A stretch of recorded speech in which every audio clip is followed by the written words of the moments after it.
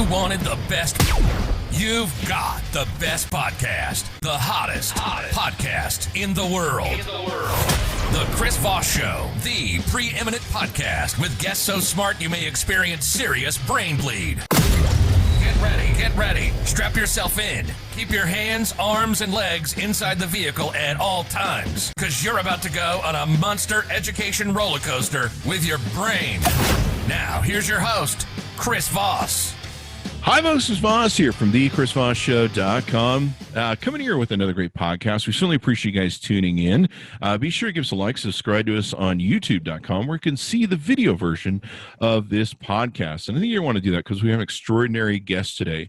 Today, we have Jill Wine-Banks. You may have seen her. She's an MSNBC contributor, legal contributor, I should say. She's also the author of the brilliant book we're going to be talking about today, a book I really enjoyed. I just got done going through it the past 24 hours, and it is a fun romp and a beautiful story as well. The Watergate Girl, My Fight for Truth and Justice Against a Criminal President. She has a storied, holy crap, a storied bio. If you go to her website, it is so long, all the extraordinary things that she has done through her life. I don't even think we have enough time to read on air legally. I think there's a legal clause that we can't read it that long, but she did give us a shortened version. And what's really cool about her is she's been the first woman on most of her jobs, DOJ organized crime prosecutor, Watergate special prosecutor, general counsel to the U.S. Army, Illinois deputy AG, and solicitor general. You don't want to mess with this woman. She's now the MSNBC legal analyst and author. And besides law, she had corporate executive positions at Motorola and Maytag in international business development and was an officer for career and tech education for Chicago. She served on a committee studying sexual assault in the military and the board of Better Government Association and GSU. She also loves adventure and travel. And fun fact, she was married in a headhunting ceremony in Borneo, parachute training, and more. And a lot of that you get in the book too as well. Jill, welcome to the show. How are you? I'm great. Thanks for having me, Chris. Thanks for coming. I want to give a plug to this book, if I could, really quick, Jill. This thing is a fun read. When I first saw it, I was like, oh, Watergate impeachment. Is this going to be a great read? And it really is. And so I want to just give it that plug. Those of you who see it out there, pick up this book. It's not only a fun read where you get just totally ingrained in Jill's life going through the Watergate hearings and everything else through the span of her life, but it's got everything you could ever want. It's almost a novel. It's got, sadness, anxiety, darkness of dealing with the Watergate. She's fighting Nixon basically. And so I love the book. I had a fun romp and I was cheering for you the whole way. I'm like, go Jill, go Jill. And it kept me engaged through the whole thing. So I just want to give a plug out. Jill, your website is jillwinebakes.com, and I'm sure people can find this on Amazon. Is that correct? Yes, it's anywhere you can buy a book, your independent bookseller or Amazon or any of the other sources where you might buy a book. It's available, and I'm glad that you had fun with it, because when I was writing it, part of my goal was to make it a story that would be relatable to everyone. But also what I found was I was doing a lot of speaking, and I did one program at Chapman Law School in California. And the audience was a very big mix of students and parents and local businessmen and local lawyers and judges. And some of the students came up to me afterwards and said, that was so fascinating. I felt like I was watching a movie. And I realized that in doing that speech, I was telling them as if I was talking to friends. I was telling a story. And I decided that was the way I wanted to have the book read, was my sharing my life with friends. And so it gets very personal. It's not just about the legal things that I encountered. It's about my life and what I was going through internally during this whole time. And so I'm glad that you got that part of it, because that's really important. It really was, and that's what really captured you and takes you through it, because you're cheering for you the whole time. We're going through your ups and downs, and that's what kept the page turning, because you're like, I got to find out what happens to Jill next, and you're like, oh my gosh, and there's different parts in it that are exciting and thrilling. And then, of course, and you capture a great feel because this is exciting for you. You're at a very young age. You're a woman who is in a field that's just surrounded by men in the 70s, which is, that was one of the things I looked at the front of the book cover. I remember that time. That was a time where it was very tough to be a woman as a professional and everything else. And I remember looking at the front of the book going, this might be interesting in the read as to how she navigated all the stuff. And we'll get into it as we go through. When you became an attorney, were there a lot of women in your class? I laugh because the answer is definitely not. There was a quota. 5% of my class were female, 5% were African American.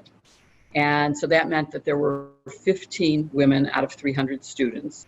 And we've stayed close because if you're that small a group, you get to know each other. And there was so much sexism back then. I, of course, did not realize that I would be in a quota when I applied. And if I had known how hard it would be, I might not have done it. I'm not sure because I do like taking risks and going out there. But, we would be asked questions like, what are you doing here?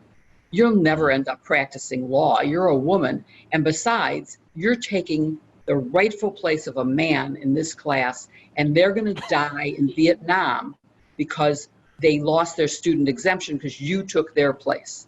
Wow. That was something that all of the women in my class heard. And when we were interviewed for jobs, we'd be asked things like, what kind of birth control do you use? How many children are you going to have? If you were having a dinner party and a client had an emergency problem, what would you do? And these questions back then, there was no law that barred it. So you either answered them or you'd be blown off. You would never get the job. And I'm glad things have changed and that there are laws that protect us now. But I think people today need to understand how easy it is to slip back into that era when you have misogynists running the government. And part of the reason for telling the story and talking about this is, this was not a how-to survive book, but I am hoping that when people read the ways that I found solutions or how I navigated, as you just said, how I navigated the problems, that they will see ways that they too can navigate through things. I speak in law schools now, and I'm telling you, I hear from the young students that they're going through the same things, that they get asked the same kind of questions. And so we need to stay alert to that and figure out the right ways to respond. And we'll talk about some of that in the book. Some of the points where we were like, oh man, is where judges and different lawyers would interfere and be sexist towards you and undercut you in different places, and we can talk about that. Right. But that during those parts of the story, you'd be like, oh man, this sucks. I mean, because you had just this bright energy and this youthful vigor and what comes out in the book, and you're like, man, that's not right. And I remember that time it was very difficult. One of my girlfriend's father had been an alcoholic. And her mom had finally gotten divorced in the late 60s. And it was so hard to be divorced back then. It was such an anomaly that she actually had to remarry him because she couldn't function. Whoa. Yeah. That was tough. Well, tough. Yeah, no, it's when I was going through my divorce, I was at the Pentagon, and it was hard enough to be a woman in the Pentagon. I was the first female head of general counsel of the Army. And there were a few other, the general counsel of the Department of Defense was a woman, several assistant secretaries of different service branches were women. And we had a wonderful group of women, but we were all the first. And I felt that being single would be an added impediment to me, because the wives of military officers play a very significant role in their careers. And I didn't want to have them worrying about that. And so I kept my divorce secret for quite a long while until I was firmly established in the Pentagon. Once I felt that they had accepted me as a lawyer and as an advisor, then I felt that I could share that, because I wanted to have a social life, which I couldn't have if I was hiding. I would say for all social events, oh, my husband's out of town. Oh, my husband is working tonight. My mentor was Charles Ruff, who maybe is one of the most brilliant lawyers I've ever known. And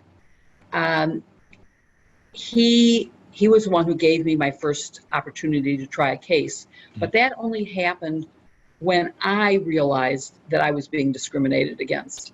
It took me a year. When you start at the Department of Justice, at least at that time in organized crime, all the lawyers start out handling appeals, which is a great background for lawyers, because you get to see the mistakes that trial lawyers make so that hopefully you won't make them. But if you're hired as a trial attorney and you want to have trials, that's not where you want to stay. And then I suddenly realized that the guys I started with were trying cases and I was still doing appeals. So I went to the head of the section and I asked, how come? And he said, and this in part plays into the title of the book, he said, well, Jill, you're a girl and you'd be much more vulnerable in a courtroom. In appeals, you're only there with lawyers. In the courtroom, you'd be with made members of the mob. And, that's just as dangerous. And I said, Henry, what didn't you notice about me when you hired me as a trial lawyer? It was pretty obvious I was a woman. And then I brought it to Chuck, and Chuck had a trial coming up, which was in Alaska. And I think they thought, well, Alaska, that's so far away. How bad could it be? It'll be all right. And so that's how I got my first trial. And then one of my other friends in the section had a trial coming up in Boston against a boxing promoter and asked me to second chair that. And once I got through those two trials, everybody went, oh, she can actually do this and it's all okay. And then I started trying cases on my own. So once I got established, it wasn't a problem. And I will say that my Watergate team was very welcoming and was wonderful. I cannot tell you how terrific the group of people in the Watergate, the ones that I worked with on the trial, were fabulous. And I really felt totally accepted. Now, if you read the book, as you have, you know that there were a lot of sexist episodes even then, and certainly many more before that. And Chris, for every story that's in the book, there are 10 that aren't in the book that are the same sort of thing. So it's just a question of, we wanted to keep the book short enough that you could sit down and actually breeze through it, that we didn't include all of the stories. I'm sure that was a tough era, and even today is still a tough era that we're going through in just getting awareness and changing people's minds. So how did you get on the team for the Watergate special prosecutor, and how young were you? So I was quite young. I was hired, I think I had just had my 30th birthday. Wow. And I had been at the Department of Justice just for under 5 years, and had only been trying cases for part of that time because of the discrimination that kept me away from it the first year. But Chuck Ruff was one of the first people hired to be part of the team, and he recommended me. And I got a call to go in for an interview, which was the shortest interview I've ever had. Jim Vorenberg, who was one of the top assistants to Archie Cox, called me in, and I sat down. He said, well, when can you start? And I was like, well, I'm here ready to. He said, no, when can you start work? And I said, don't you have questions? Don't you want to ask me anything? He said, no, I've checked out your record and we want to hire you. When can you start? And I said, well, I really probably need a month to clean up my office at Justice, but I'll do it in 2 weeks. He said, you'll do it sooner than that. You're starting next week. And somehow I sort of worked 2 jobs when I first came to the Watergate office and got everything transitioned at the Department of Justice. I had a wonderful going away party, and I knew I would miss all my friends at the Department of Justice, but I knew I'd especially miss them when I saw the gift they gave me.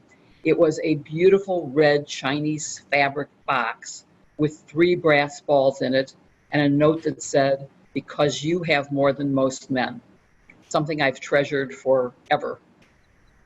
That was a great story in the book. I was like, wow, okay.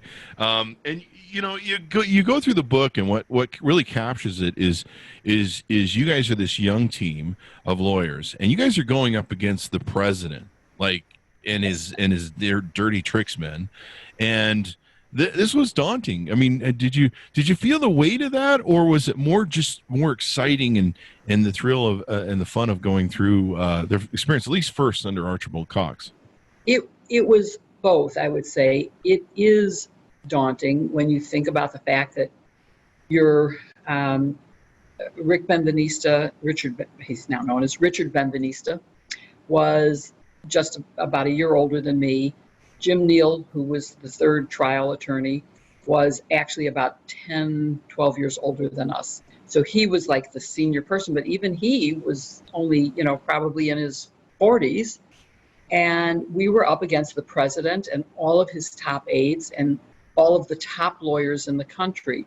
So, you think about that, but really, we were career prosecutors. We were interested in finding the truth and doing justice. And we just approached it as we would any case and just went about our business, focusing on what we had to do.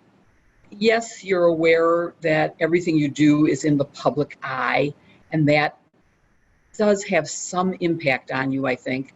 But one thing that was sort of interesting, our press officer convinced Archie Cox that in order for the American people to trust us and to accept whatever we found, they needed to know us and to know that we were not out to get the president.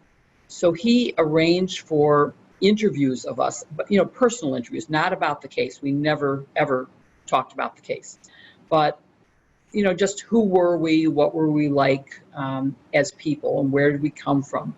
And I think that it actually helps that people knew us, and it stands in stark contrast, for example, to the Mueller team, who were almost anonymous.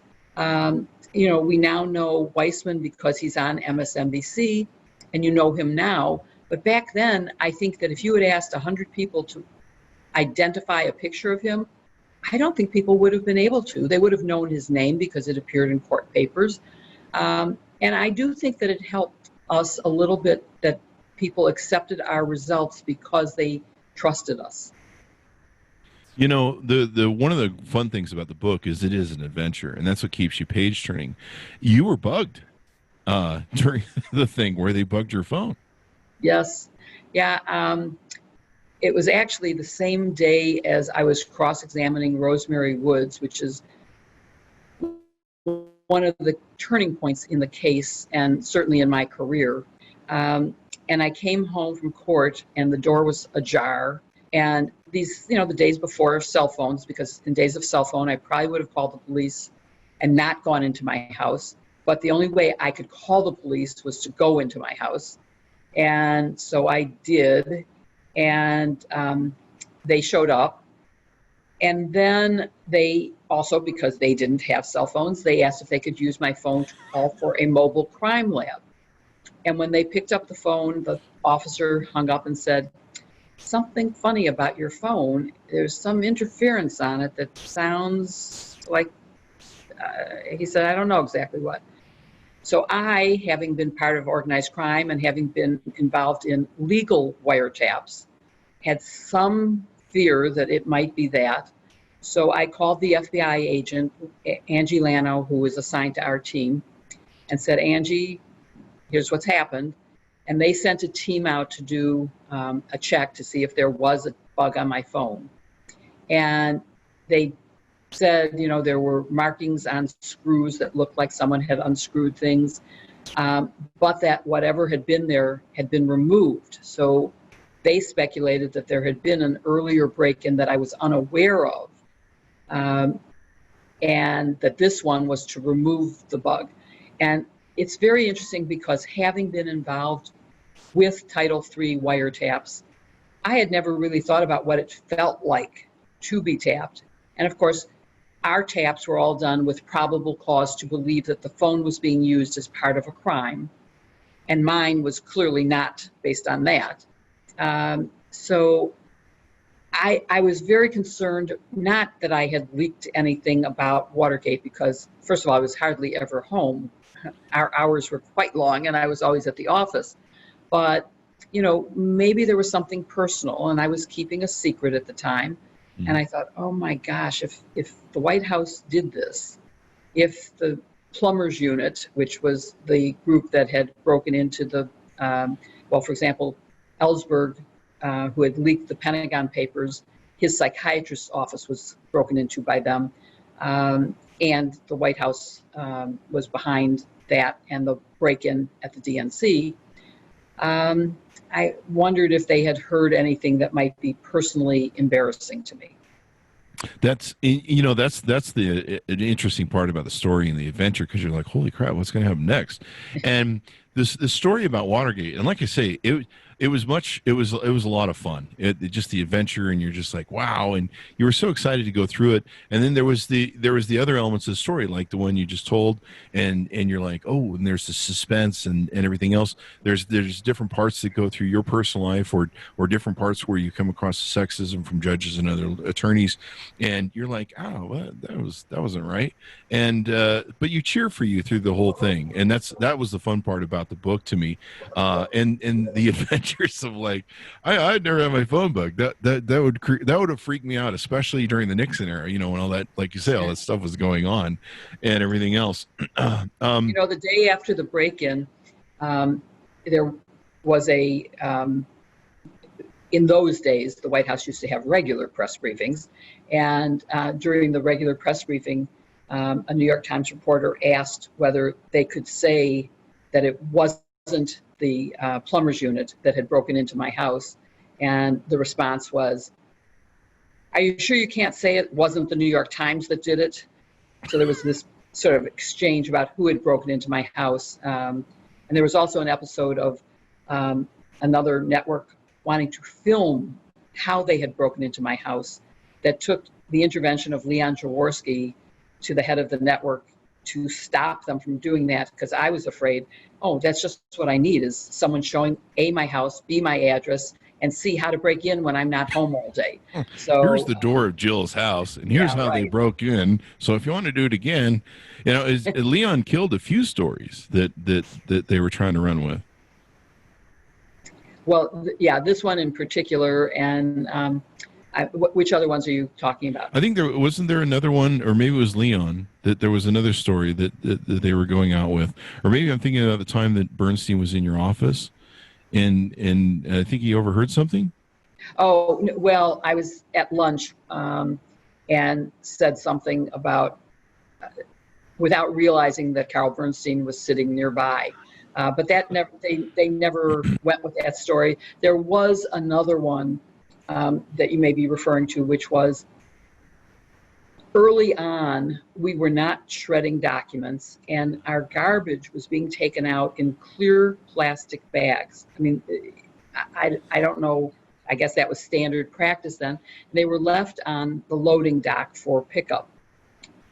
The Washington Post offices were very near ours, and apparently they must have gotten our garbage, because one morning I woke up and the first thing I always did was get my paper, my Washington Post, from my doorstep, and look at the headlines, and there is a story with a memo with my name on it, and it's a picture of it. It's not just the content of it, which meant they had somehow gotten it. And of course I rushed to the office, and what we figured out was that it had to have been taken out of the garbage. And eventually what we heard was that one of the maintenance people from our building had actually taken it over to the Washington Post. And there was a conversation with the publisher of the Post, in which he basically said, you have a garbage problem, which is how we learned how they had gotten it, and we started shredding all of our documents. So that was, we didn't stop the story. It was published, but we stopped any future repetition by not allowing our garbage to be put outside. And this was the fun part about the It wasn't even a final book. draft, by the way. It was only it wasn't the final draft, but it was damaging to have that happen. That's the fun part about the book, is these little anecdotes and these little stories that you're just like, oh wow, where's that going to go? And just a lot of fun. But then the one part of the story, Archibald Cox Jr. He seems to really like you. He likes the team. The team seems really energetic during that time. And then suddenly Nixon's hammer comes down, Saturday Night Massacre. And you guys have the FBI swarm in. Nixon's basically henchman, I believe, Dr. Bork, come in. And then you're just like, whoa. Well, yeah, it was what happened. You're referring to the Saturday Night Massacre. And we've had repetitions in this administration, mostly on Friday nights, though, which was we got to a point where we had subpoenaed the tapes. We believed we had a legal right to them, and the president was stonewalling. And stonewalling is much worse now in this administration than anything we encouraged. Ours was really only the stonewalling related to the criminal case, not to the administration of government. But we decided that the best way to handle this was to go public and to explain to the American people why we needed the tapes and why we had a right to them and why we couldn't accept the crazy compromise that Nixon had proposed, which was to have Senator Stennis, who was very old and very hard of hearing. He was going to listen to the tapes instead of us, and he would tell us if there was anything that we needed to know in them. And that was completely unacceptable because, first of all, we couldn't trust him. We couldn't trust any person except ourselves, and because anything he said would be hearsay. We needed the actual evidence. If there was proof of crimes, we needed to have the tapes and be able to admit them into court. So we had a press conference on a Saturday morning, and I actually was supposed to be in New York. I stayed for the press conference and then said, I'm not going to leave because I don't know what's going to happen. And my whole team went, well, what could happen? What could the president do? It's Saturday. Nothing's going to happen. Go to the wedding. Don't worry about it. So I left town for the wedding. And about midnight, when I got back to my hotel, the desk clerk ran out from behind the desk, handed me a note that said, the FBI has seized our offices, return immediately. So I, of course, did. And in the interim, I had no knowledge of what was happening because back then, again, no cell phones. I had no way of knowing until I got back to the hotel. And what had happened was the president decided that he had to fire Cox. He ordered the attorney general to do it. And the attorney general said, I committed to Congress when I was confirmed that I would only fire for cause, and there is no cause. He has not done anything that justifies firing him. I will not do it. So he got fired.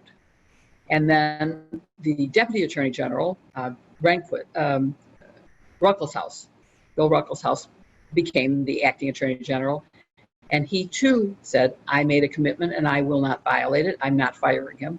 At which point the third in command became the acting attorney general, and that was Bork, who was the solicitor general.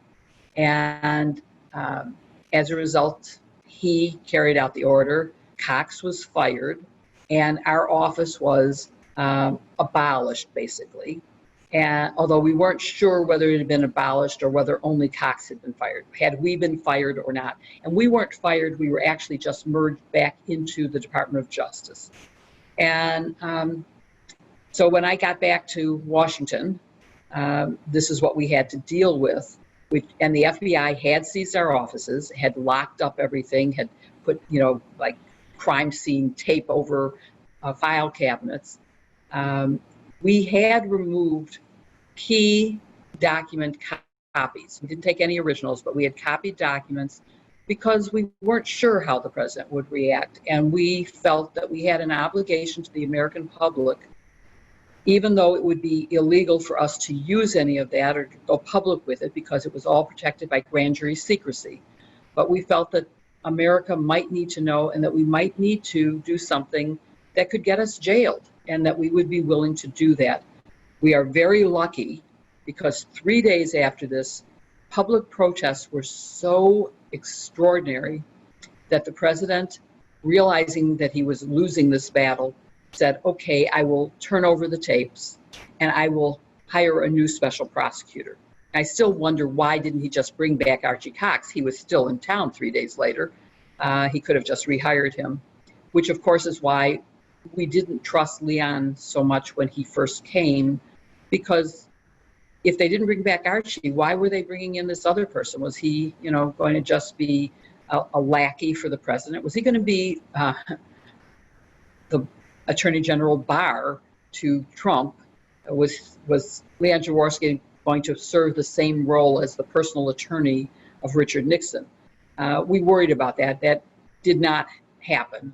But we had good grounds for worrying about why they weren't just bringing back Archie Cox, given that it was only 3 days after he had been fired. So they did hire Leon Jaworski and bring him back.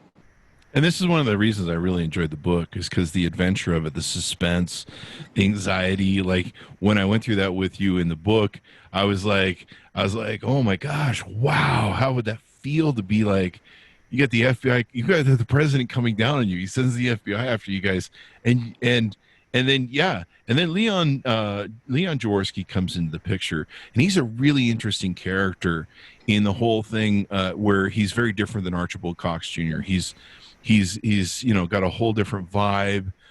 He's really conflicted through the whole thing, or he seems to be. What do you mean conflicted? Conflicted. He seems like he doesn't want to be there, at least at the end of it. Yeah, I think he felt it was his duty to do.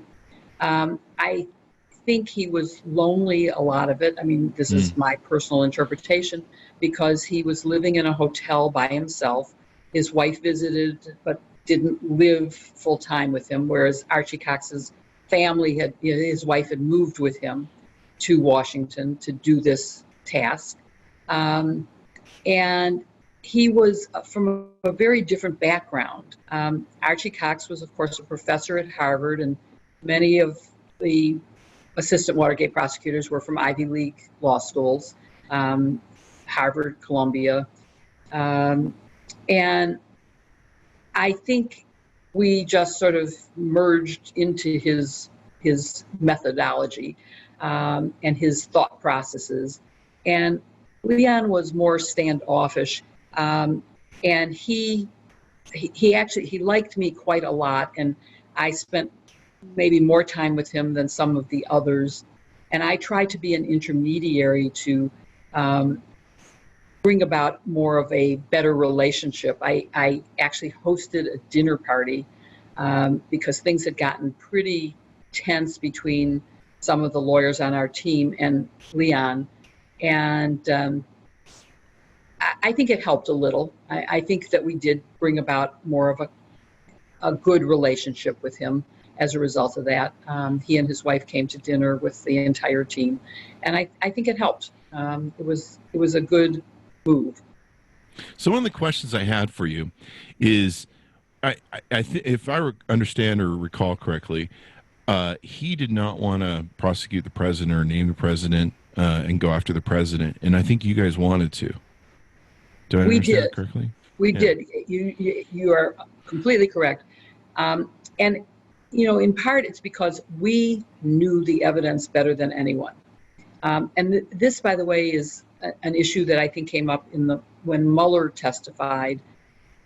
Leon Jaworski would not have, or even Archie Cox, who I have obviously the highest regard for, doesn't know the details of the evidence, didn't hear the voice of witnesses, didn't see the documents, because they're doing a much bigger picture job, whereas we as the trial team really knew the evidence. And so we knew clearly how guilty he was. And I will say that so did Leon, because I remember his reaction when he heard the first tape.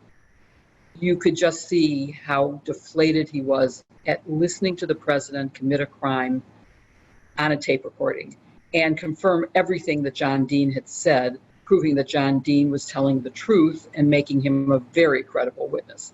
But I think that he also, I mean, he was obviously much older than we were, and his opinion was that there was a legitimate impeachment investigation going on, and there was a legitimate chance that there would be a vote to impeach, something that was very different, again, in this administration, where there was no chance that there would be an impeachment. And that maybe that would have led to a different decision on the part of Leon. But he felt that rather than indicting the president, we should not indict. And so we came up with a sort of compromise proposal, which was, one, that we would name him an unindicted co-conspirator. And in part, that was absolutely essential to the admission of the tape recordings, because if he was a co-conspirator, all of his words would be admissible against the other conspirators. And so we really needed him to be a conspirator. So that was part of the reason we were able to convince him to name Nixon an unindicted co-conspirator. But the other thing we were able to convince him was that there was a reason to believe that there was an exception to grand jury secrecy that would allow us to turn over what I named a roadmap to impeachment to the House Judiciary Committee. And we needed court permission, so on the day of the indictment return, we also asked permission to give the House Judiciary a huge amount of evidence and an outline that said, here's a possible case for impeachment. And we laid out, we didn't color the evidence, we just said, here's testimony that says X, here's testimony that says Y. So we were very careful not to be drawing conclusions, we just gave them the facts. And in fact, they used that evidence to create articles of impeachment. So we felt we accomplished a great deal, even though we weren't able to indict the president. I believed then, and I still believe now, that there's nothing in the Constitution that says that the president cannot be indicted. And when there is overwhelming evidence of the type that we had, I believe it's the right thing to do, that he is not above the law. Hopefully someday she is not above the law, but hopefully the she will never behave in the way the he's have behaved. And so I strongly argued for indicting. And we had a second chance at that when the president resigned. And again, let's put into context, it was a bipartisan vote for impeachment articles. And when the evidence got to the Senate, the three top people in Congress from the House and the Senate went to the president and said, we've seen the evidence, your support has evaporated, you will be convicted by the Senate if you do not resign. And they had already passed 3 articles of impeachment in the House, so it hadn't gone to the Senate yet for trial, but the senators, Senator Goldwater and the leader of the minority in the Senate and the House went for the Republicans, went to Nixon and said, you have to resign. And he announced his resignation and was gone within a day. So it was bipartisan. It was not a partisan effort. And I think that's important to keep in mind. People looked at the evidence and were persuaded by the facts. They didn't go, well, I don't care. I don't think it's impeachable. And it's, for me, fast forwarding to the impeachment trial against President Trump, the part that hurt me the most was when senators who had said, yes, he did the things he's accused of, but I don't think it's worthy of impeachment. But that's not what the vote was. It's not impeach or not. It was guilty or not. And they knew he was guilty, but they had to say not guilty. And that was painful because that just ignores all the evidence that was clear of guilt. So back then, they were willing to say guilty. It was, and what's extraordinary, and the thing that is gripping about the book as you read it, is you guys are laying down for the first time. Like Mueller kind of had it. I mean, he didn't have it easy, but you guys laid down a foundation of how to impeach a president and treat him with crime. You guys were pioneers in this. Like, and watching you go through, you came on MSNBC and different shows a lot to talk about what Mueller was doing and the different aspects of the case. But it was interesting to me because here you're living this juxtaposition where you laid this foundation, you pioneered it 20 years, before ish, and now you're on the other side seeing this whole reinvention of it's like we're here again. And would Archibald Cox, would this story have ended differently? Would he even gone after Nixon? It's very hard to know. I think he might have been willing to. It turned out fine in a way. I mean, we ended up with America understanding the crimes of the White House, of the president and his top aides, and with his being removed from office, not by impeachment, but by resignation. And again, once he resigned, I argued with Leon again, saying, okay, you said we couldn't indict a sitting president because it might interfere with the conduct of his office. He's not the president. Why not now?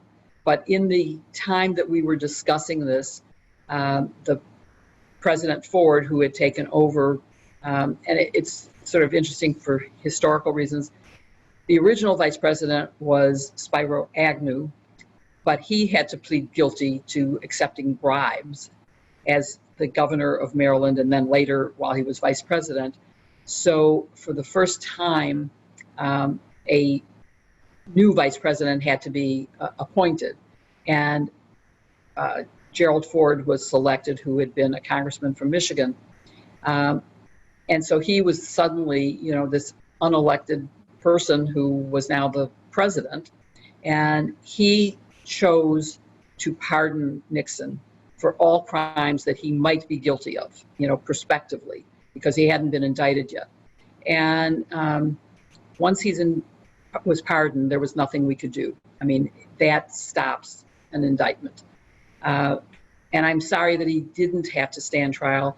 I worried originally that the jury would maybe go easy on the defendants that we had on the grounds that the chief of all of them was not standing trial. But luckily they didn't see it that way. And of course, by then he had already resigned before we went to trial.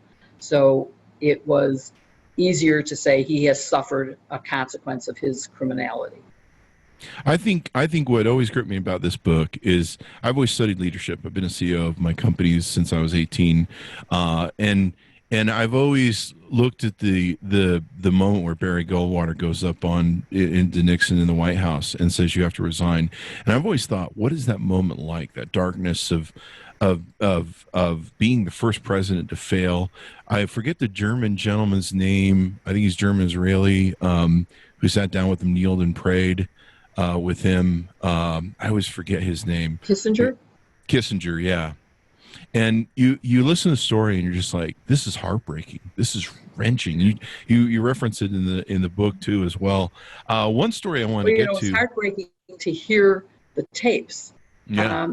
I was raised to respect the president, regardless of whether it was someone that I supported. It was just part of my upbringing to think that government was good and that the president was somebody really special. So when you hear the president in his own voice saying, well, I know where we could get $1 million to pay hush money to keep people from saying that they were hired by us. When you hear him saying, let's get the CIA to claim that it's a national security issue and that the FBI shouldn't investigate the chain of money. And the reason they didn't want the money followed was because the dollar bills on the burglars when they were arrested could have been traced to cashing a campaign check in Florida. And that would have been clear proof immediately that the White House had paid for the burglary. And when you hear that, it's very depressing. I mean, it's very hard to accept that the president is a crook. I didn't want to believe that, but you listen to the evidence and you have no choice. The president is a crook. Mm-hmm.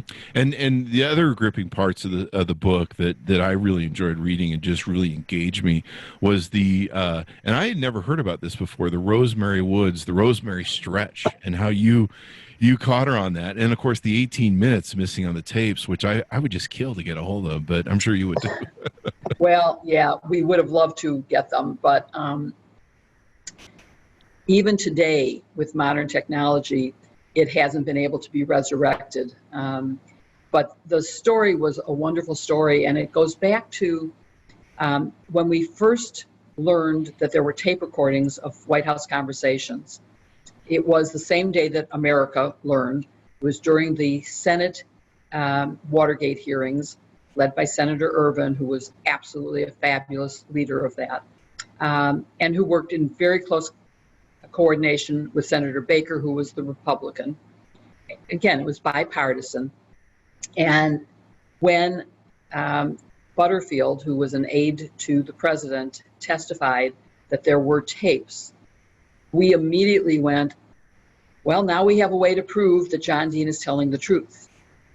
All we need is, for example, the tape of March 21st, in which John Dean says he told the president that there was a cancer growing on the presidency and laid out the whole conspiracy, not realizing, John Dean didn't realize when he was doing this, that the president had been part of it from the beginning and knew all the bad things that were going on. He knew about the hush money. He knew about all of it.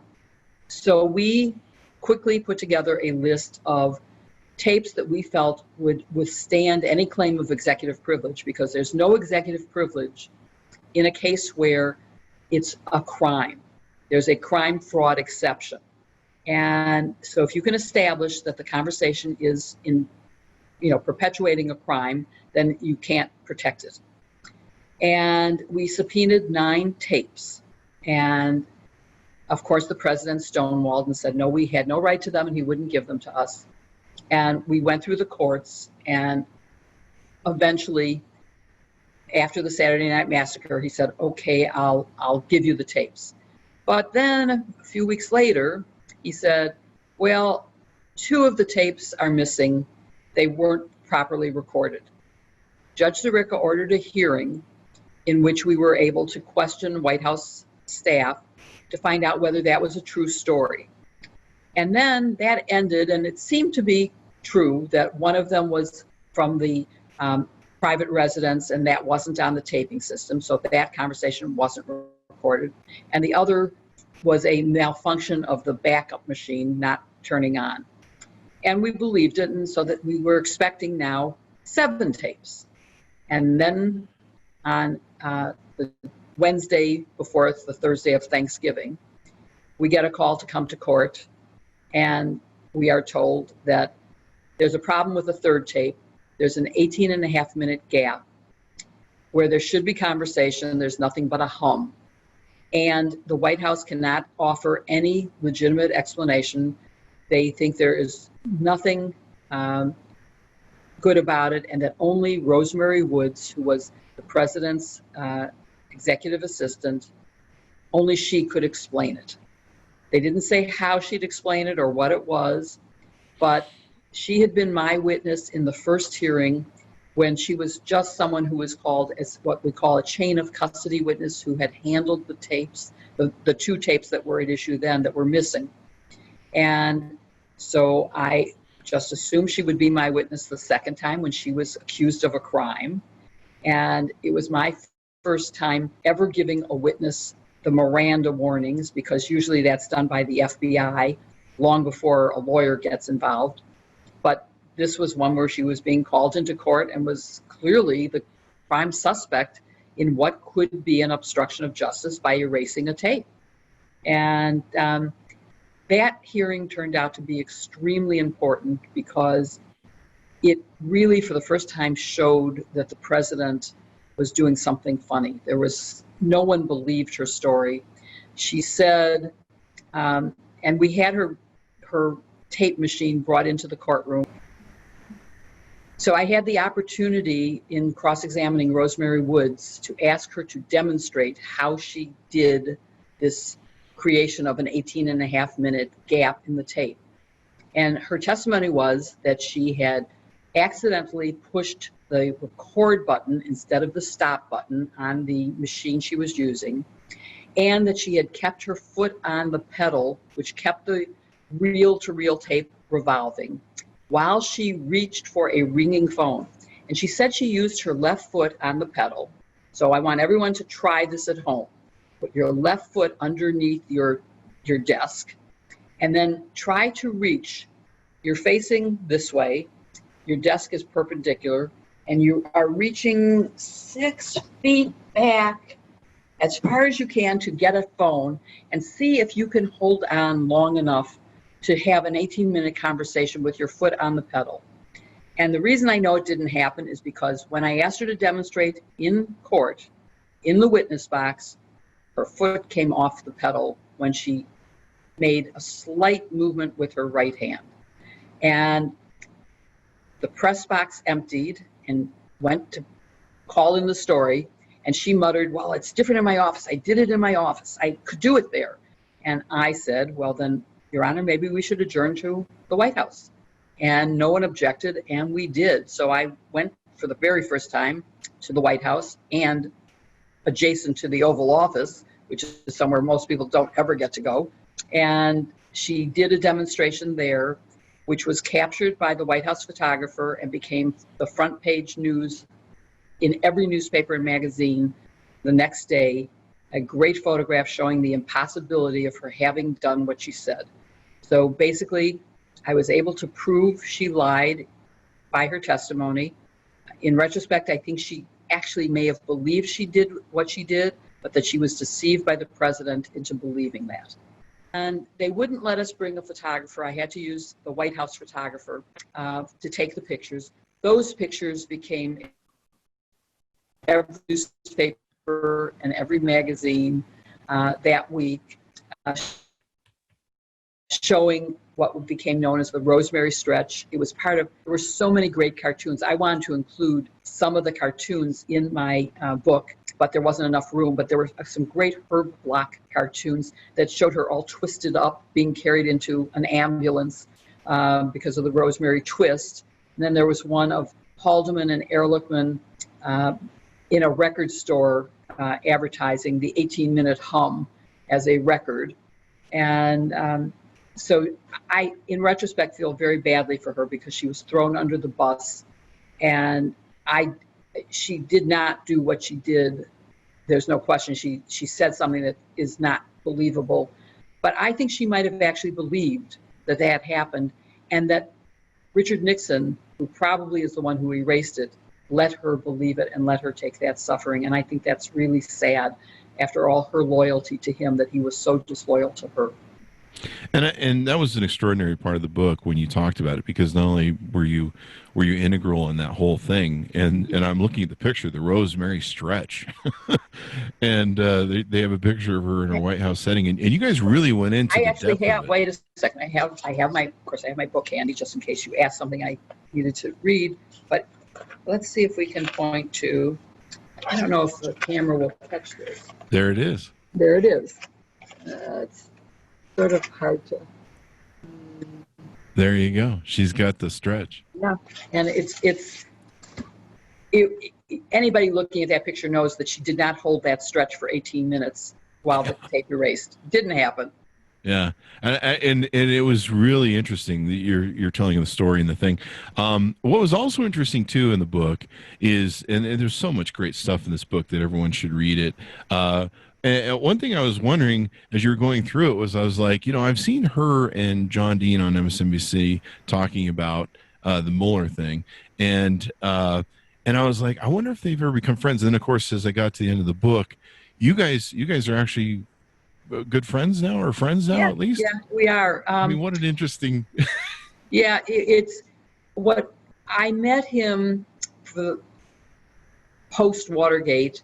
I'm trying to remember now exactly how many years ago. It was in Minnesota. We were on a panel together at St. Thomas Law School, I think the name, in Minnesota. And as I walked in the room, I realized it was probably the first time I would have a conversation with John that wasn't me asking him, what is the evidence for X? Or what's the fact? What did you hear the president say? It was the first time I was going to say, how are you? How's Mo? What's your life like?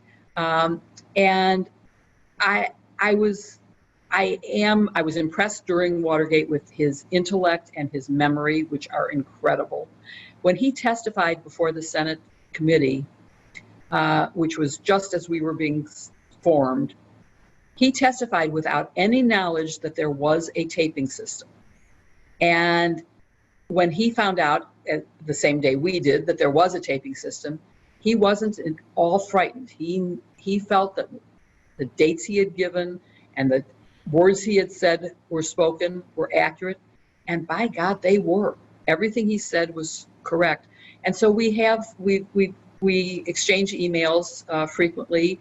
Our pets have exchanged Christmas presents, and I think very highly of him.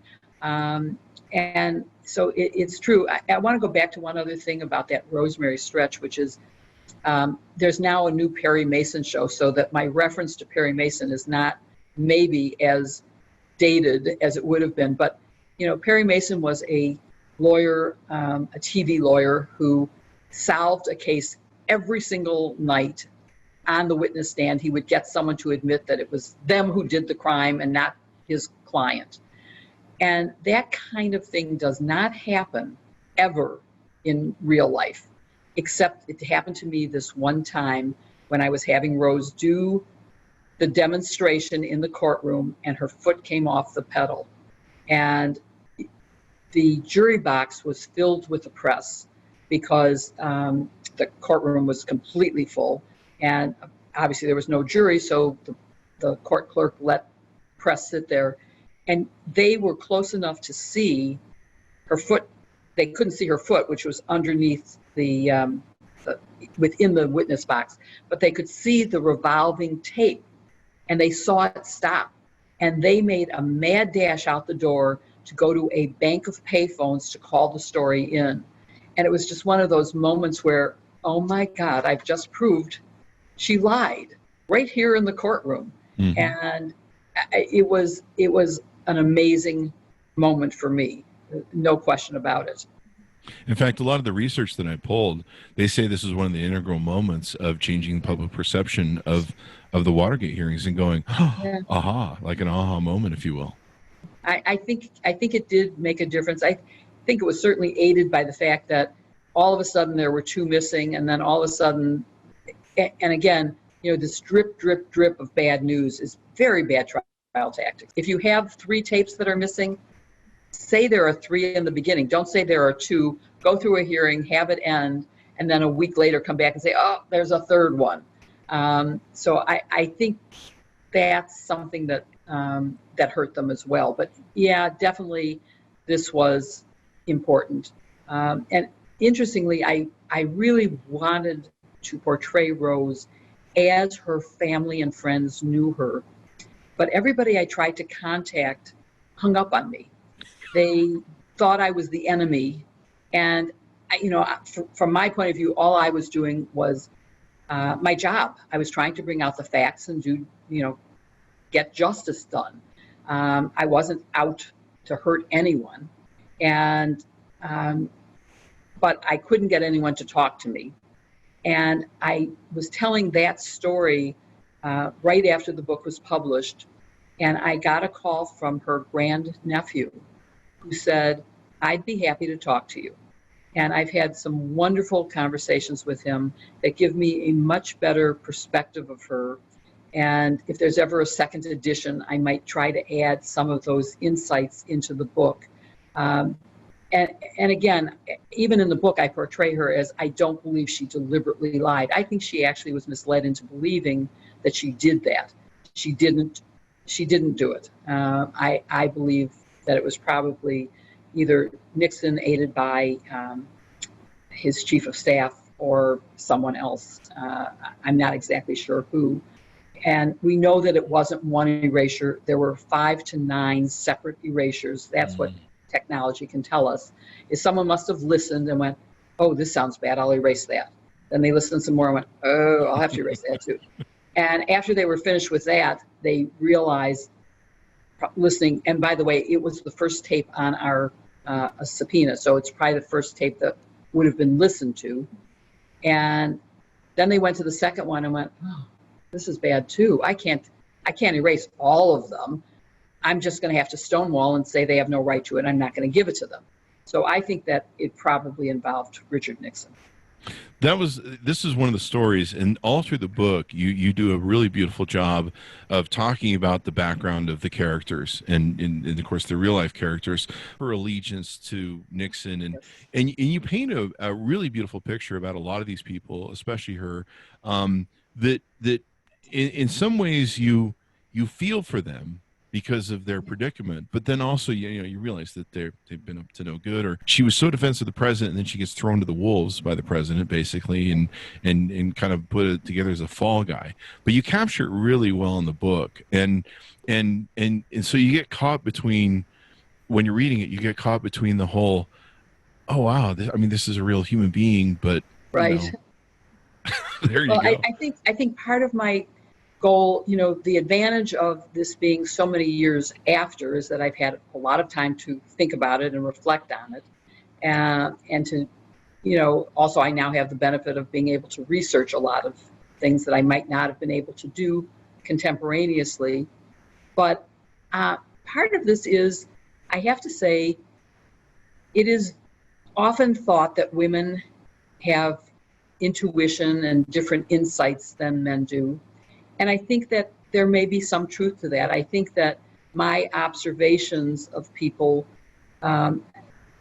there's some scenes that I saw that had an impact on me. John Mitchell pushing Martha Mitchell away after the verdict, which somehow touched me to see that. Not in a good way, but I felt sympathy.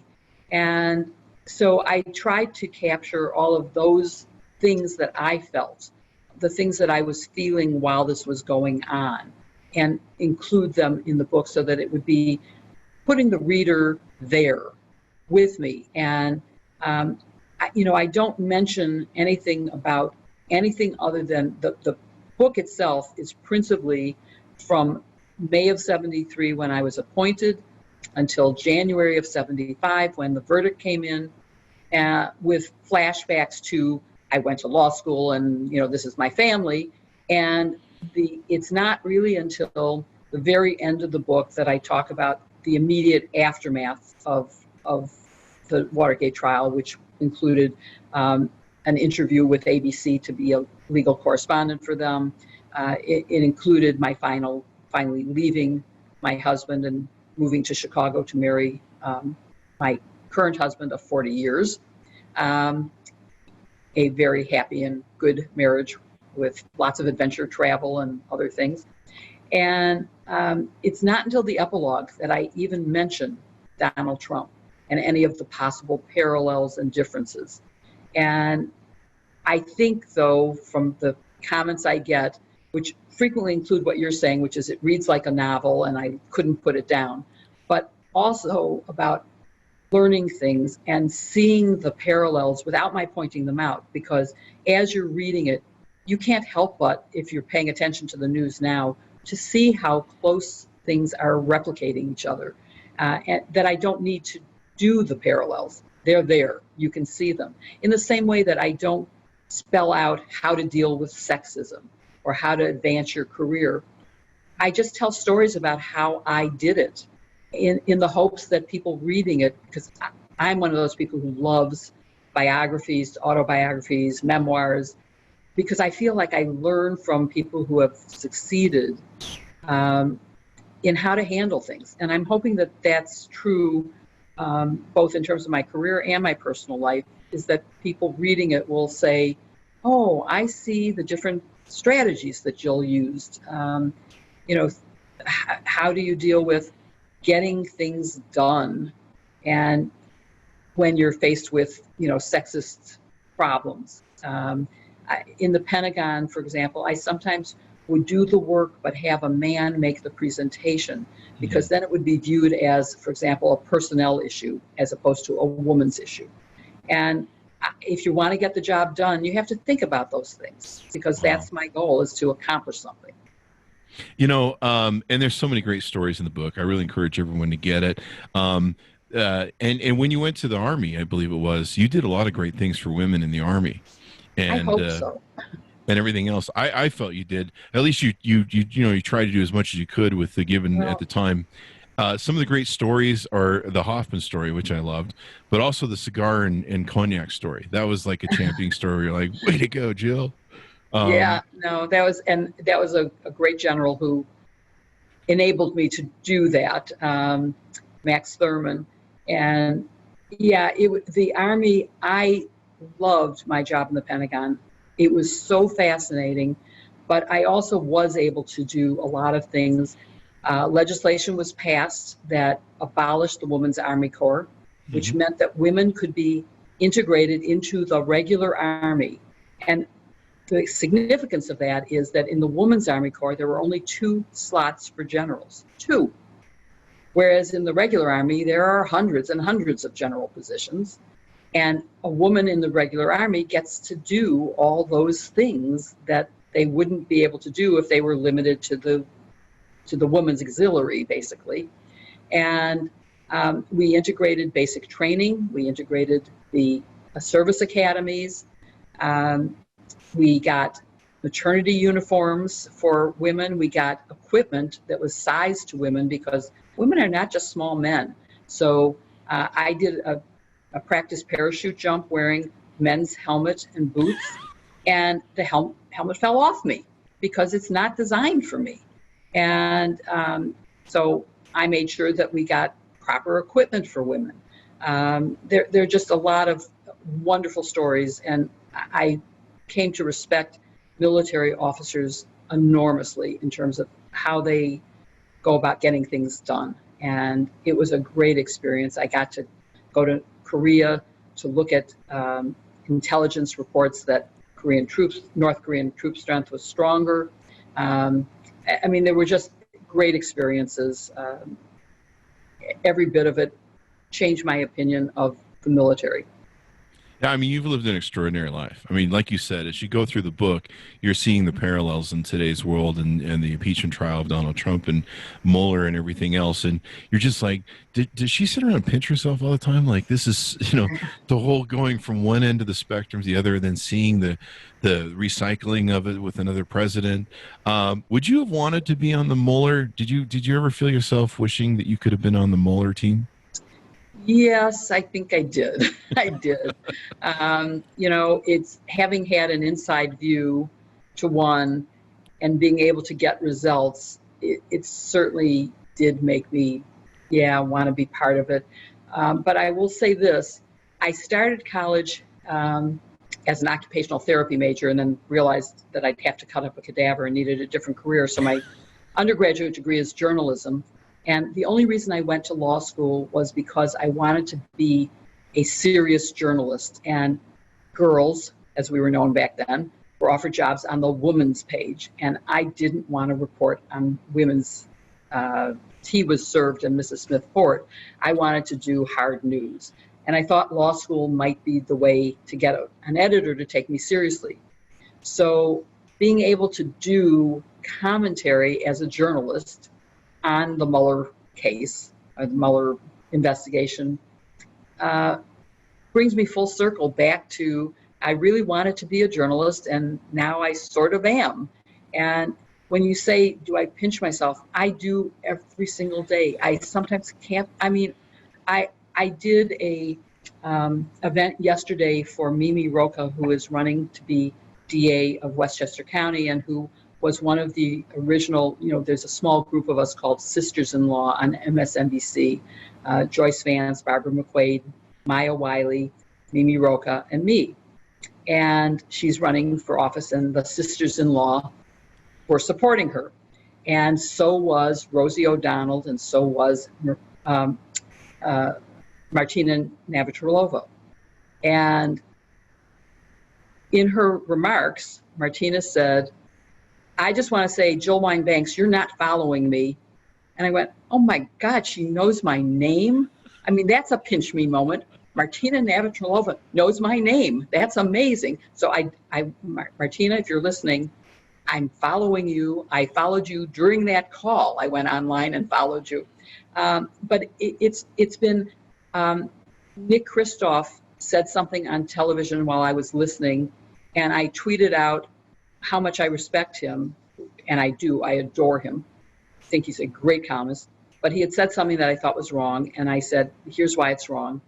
And within an hour, he wrote back saying, well, Twitter certainly agrees with you, and I've changed my mind. You're right. Mm-hmm. And it was like, I changed Nick Kristof's mind, and then I got to meet him in the green room once. And I was like, hi, I'm Jill. And so it's been, I got to meet several of my heroes, Nancy Dickerson, Nancy Haunchman, when I first met her, who became Nancy Dickerson. And the fact that I got to meet these people it's just remarkable. And it is a pinch me moment. And when people say nice things to me, they'll stop me on the street and say, I kept them sane during all of this chaos. It means so much to me. I love that, and I appreciate it, and it makes it all worthwhile. So I have a lot of pinch me moments.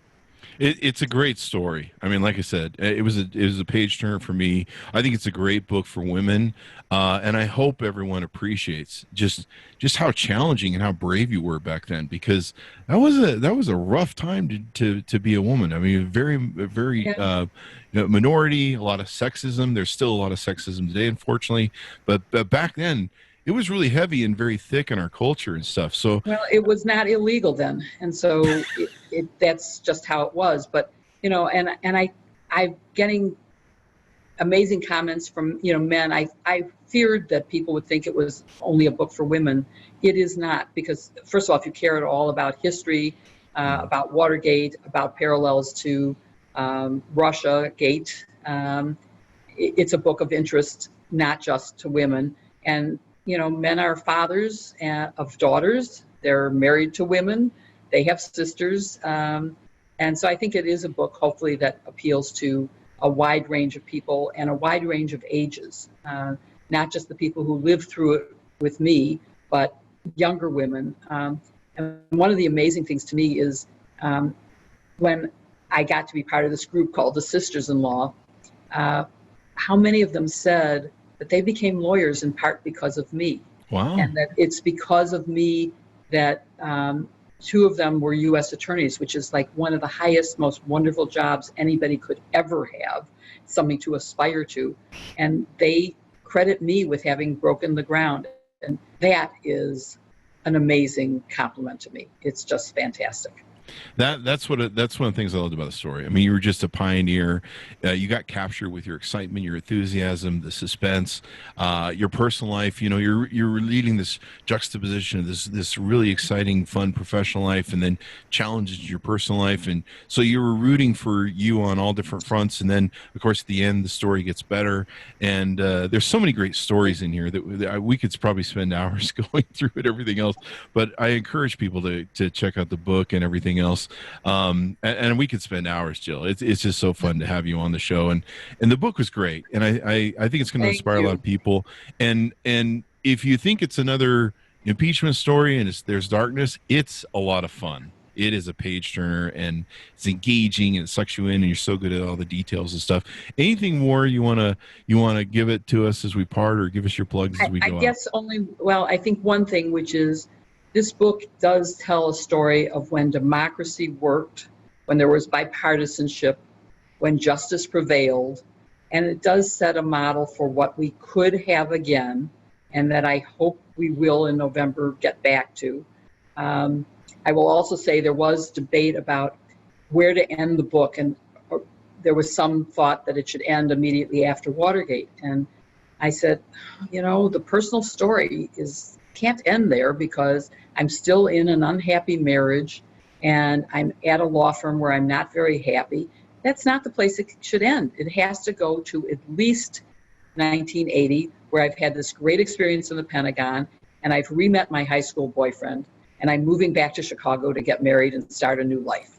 And the publisher agreed with me that it had to not end where I was just post-Watergate, still in a bad personal way, and where I finally came to solve my personal issues and move on. So it does have a happy ending. Yeah, I would agree. It was better that way because you're just like, wait, this part, because I had reached the end of the Watergate part, and I'm like, wait, we have some unresolved issues here in our novel. Yes. Our great story. And it was cool that you reached out to a lot of the people that were in the story, and you're just like, wow, where did this go? And I don't know what your plans are, but even the second book with all this perspective on what went on with Donald Trump, I'm sure historians are gonna be talking for years if the senators had done their job and removed this man from office, if 150,000 people would be alive today. That's a good question. There is a possibility. I have been thinking about a second book, and I'm just going to point to this, which is my pin for the day, because Jill's pins have become a thing of, let's see if I can get, well, basically it is my book jacket replicated in a pin. And because my pins have become, hashtag Jill's pins on Twitter, I have been thinking about putting together a book that will review the Trump administration through my pins, because the pins all have something to do with the issue I'm talking about that day. And there are some really clever pins, and many of my followers have sent me pins that are just unbelievably clever and beautiful and capture something about the administration. So I am thinking about doing a second book, and we'll have to see what happens politically as to whether it's still relevant. Mm-hmm. If I had pins, there would be two pins. There would be one of the Scream, that famous Scream painting. Yes. That would be like every day or every other day, and then the other one would be just one of the middle finger. But anyway, it's been wonderful to have you on. Thank you. I encourage everybody to get the book, The Watergate Girl: My Fight for Truth and Justice Against the Criminal President, Jill Wine-Banks. And Jill, it's been wonderful to have on the show and everything else. You. Thanks so much for tuning in. Be sure to see this appearance on youtube.com/Chris Voss. Hit that bell notification. Go to the CVPN. Watch for all the great authors we have upcoming on the show. And we appreciate you being here. Be safe, and we'll see you next time.